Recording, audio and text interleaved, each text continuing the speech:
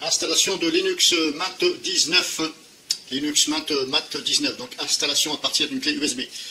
Donc j'ai préalablement copié l'ISO de Linux Mint 19 à l'aide de Rufus. Voilà, vous pouvez utiliser soit Rufus, soit ISO de disque. Vous prenez l'un des deux, il n'y a pas de souci. Donc vous copiez l'ISO sur la clé USB, en sélectionnant bien sûr boot pour USB. Il faut regarder aussi votre type de BIOS, tout dépend du PC que vous aviez. Donc une fois que c'est fait, vous mettez la clé USB à l'endroit adéquat, dans un port USB, sur le PC bien sûr, et ensuite vous démarrez le PC. Donc c'est ce que je vais faire, et c'est parti, installation. Donc là, comme c'est un Asus, il faut que j'appuie sur la touche échappe au moment où ça démarre, voilà. Donc plusieurs fois, là on a ceci. Donc pour ma part, hop, je me mets ici. Donc là je vais booter sur la clé, c'est-à-dire que je démarre sur la clé USB. Hop, j'appuie sur la touche entrée et là c'est parti. Donc là on a un message qui dit automatic boot in, voilà, Linux Mint. Donc là ça va booter automatiquement sur le système d'exploitation. Hop, et c'est parti. Et normalement vous devriez tomber comme ceci. Donc là ce n'est pas installé, c'est simplement le Linux Mint qui s'est chargé et qui fait voir donc sur l'écran ce que cela donne.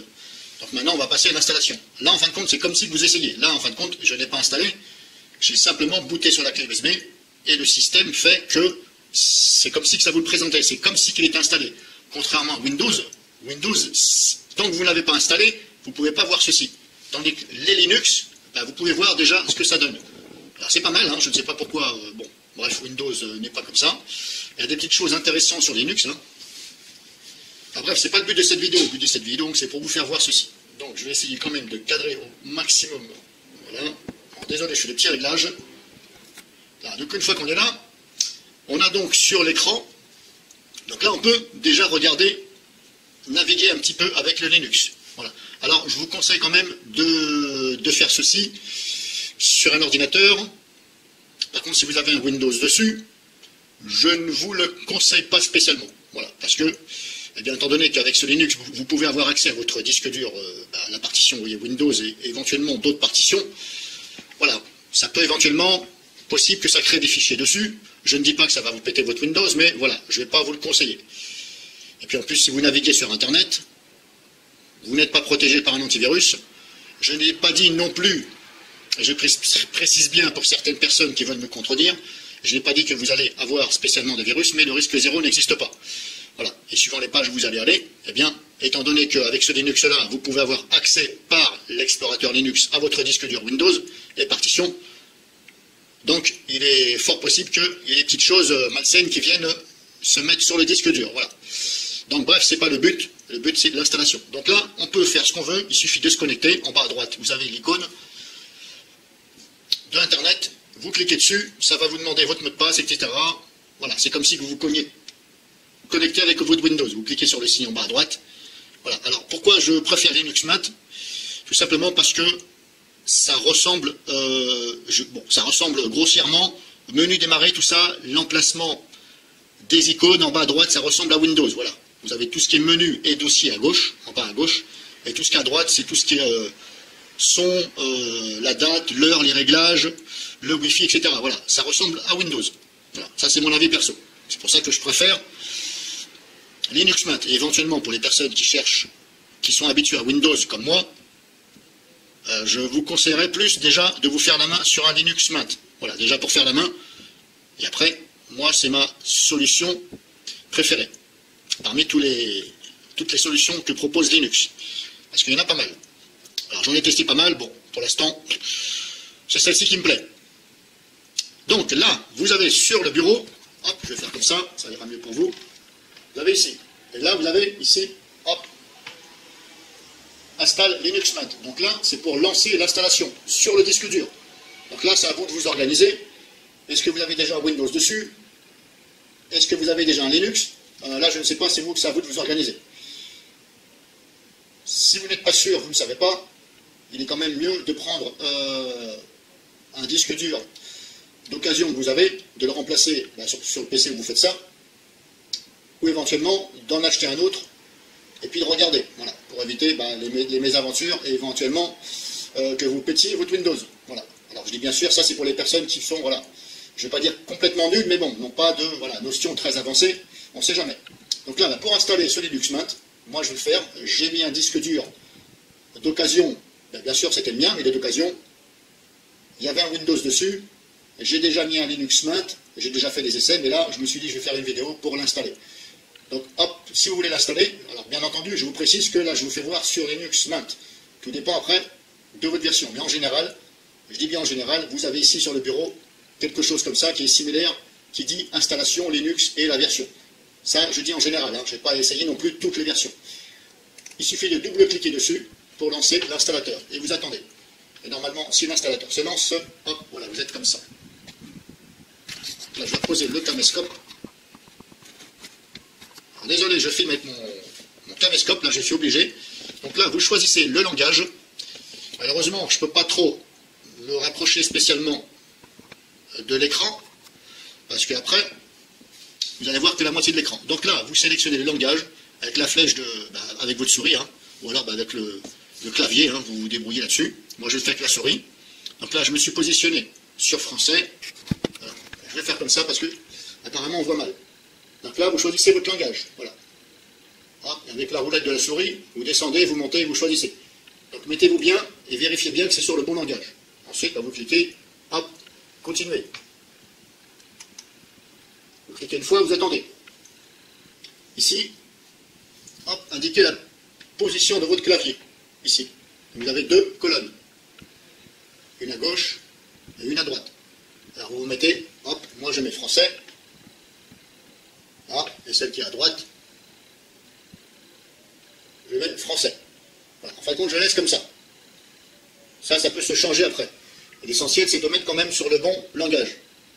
Voilà. C'est à vous de voir. Là, je ne peux pas trop vous conseiller. Vous pouvez aussi détecter la position du clavier, ici. Il suffit de cliquer dessus et de regarder. Donc là, pour ma part, je vais faire continuer. Alors, vous avez vu, il y a plusieurs français. Hein. Et encore, non, je vais même mettre AZERTY, parce que vous voyez, moi, c'est un AZERTY. Hop, mon clavier, c'est AZERTY. Hop. Donc, pour savoir si c'est un AZERTY, ben, vous regardez les touches tout en haut, à gauche, et vous devez avoir le mot, enfin les lettres, et ça crée le mot AZERTY. A-Z-E-R-T-Y. Voilà, c'est pour ça qu'on dit AZERTY. Il y a soit AZERTY ou qu'AZERTY. Donc là, c'est un AZERTY. Sur ce PC, bien sûr. C'est un clavier AZERTY. Donc éventuellement, là, petite correction de ma part, je vais me mettre sur AZERTY. Je suis là, ici. Français, voilà, AZERTY. Donc là, je suis là. Ensuite, vous cliquez sur continuer. C'est super facile, hein, l'installation de Linux Mint. Linux Manjaro aussi, c'est super facile. Donc là, éventuellement, vous pouvez déjà vous connecter sur votre réseau Internet. Vous choisissez, ici, dans la liste, par exemple. Donc soit vous mettez ici, je ne souhaite pas me connecter, c'est déjà ici précoché. Voilà, vous dites je veux me connecter. Bon, pour l'instant, je mets je ne souhaite pas me connecter. Ça ne nuit aucunement à l'installation. Je vous conseille déjà de ne pas vous connecter, pas perdre de temps avec ça. Vous continuez l'installation. Voilà, en fin de compte, hop, vous faites continuer.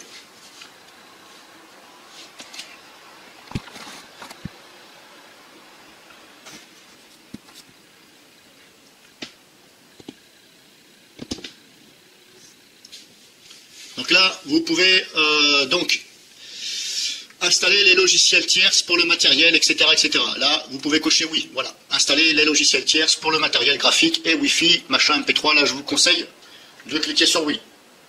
Voilà, dans la fenêtre. Bon, je vais pas me rapprocher de l'écran. Je viens de vous le dire. C'est pas dur. Il y a juste ça à cocher. Donc, en fin de compte, n'allez pas trop vite. Regardez bien ce qui est écrit.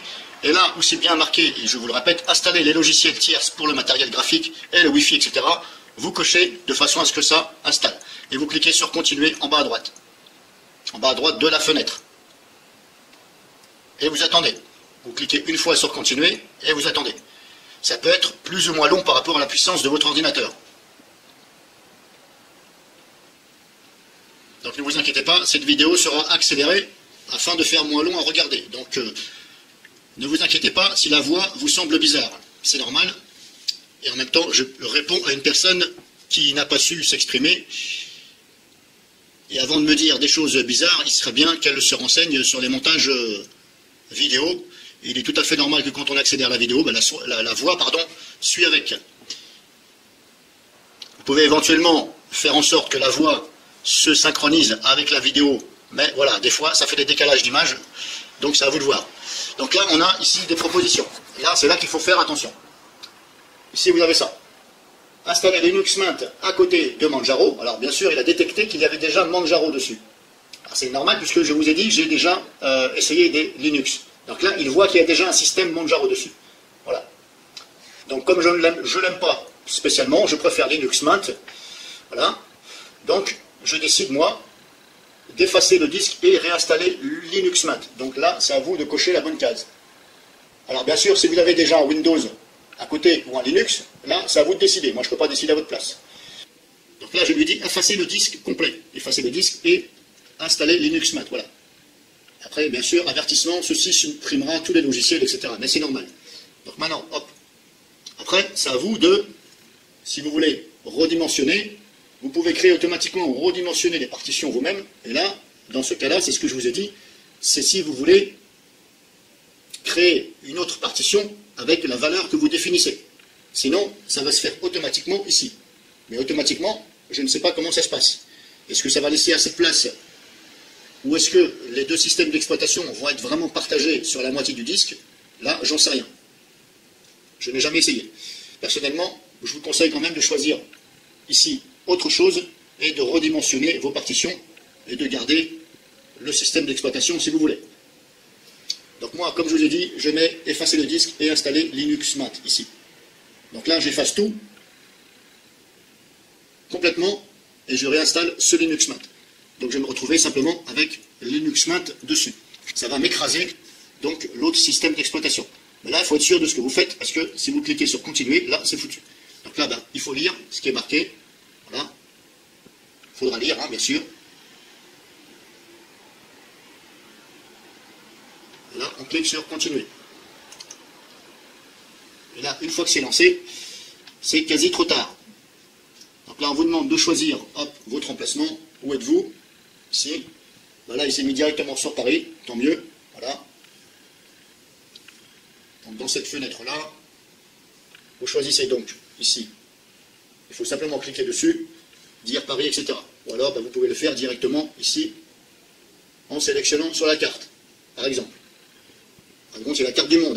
Donc là, il m'a localisé ici. Malgré que je n'ai pas de connexion Internet. Donc en fin de compte, quand je dis il m'a localisé, voilà, c'est le système d'exploitation. Quand vous l'installez, il doit être configuré sur Paris. Voilà, étant donné que je ne me suis pas connecté à Internet, donc il ne peut pas me géolocaliser. Donc automatiquement, il va vous mettre sur Paris. Après, ça dépend. Si vous avez choisi votre langage, US ou Canada, ou etc., il va sûrement vous déplacer. Donc ce sera à vous de contrôler ici. Voilà. Donc ensuite, on clique sur continuer. Là, on vous demande votre nom, etc. Donc là, c'est à vous de jouer là-dessus. Je vais faire comme ça. Donc là, je remplis et je reprends.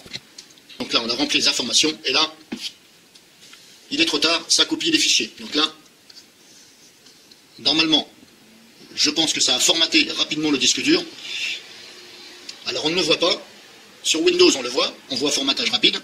Mais là, sur Linux, en l'occurrence Linux Mint, vous n'avez pas de message comme quoi que ça formate le disque dur. Donc je suppose que ça le formate, ou alors je suppose que ça ne le formate pas et ça réinstalle par-dessus.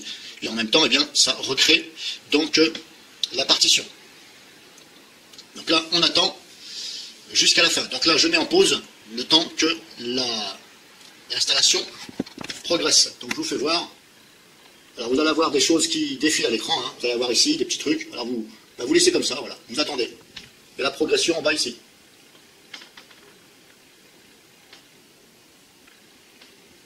Barre de progression. Si vous voulez arrêter le tout, ici, skip. Alors pour ma part, j'ai jamais essayé de savoir si ça marchait ou pas le échappe. Là, c'est à vous de voir, c'est vous, c'est pas moi. Donc là, on attend l'installation. Donc je mets en pause et je reprends après. Donc là, l'installation est finie, ça va très vite. Ça va beaucoup plus vite que Windows. Alors bien entendu, au niveau des gigas, c'est pas du tout la même chose. Hein. Il y a beaucoup moins sur Linux que sur Windows. Voilà. Là, cette distribution-là, Linux Mint, il me semble qu'elle fait 7 gigas en tout à peu près. Contrairement à Windows qui fait voilà, au moins 15. Hein, voilà. On va dire entre 15 et 15-20 à peu près. Voilà. Un Linux comme ça, Mint, ça fait à peu près 7. Voilà. Environ. Hein. Donc là, comme je vous précise, c'est Linux Mint 19. Donc c'est une version, normalement, il me semble qu'elle vient de sortir il y a quelques mois. Donc il est possible qu'il y ait des petits bugs. C'est possible, hein. C'est comme tout, hein. Les mises à jour après viennent. Alors si vous installez Linux Mint version 18.03, c'est à peu près la même chose, sauf qu'elle va un peu moins loin dans les mises à jour. C'est-à-dire qu'elle est soutenue jusqu'en 2000, je sais plus quoi. Tandis que celle-ci, elle est soutenue jusqu'en 2023, je crois. Et Linux Mint 18.03, c'est jusqu'en 2021.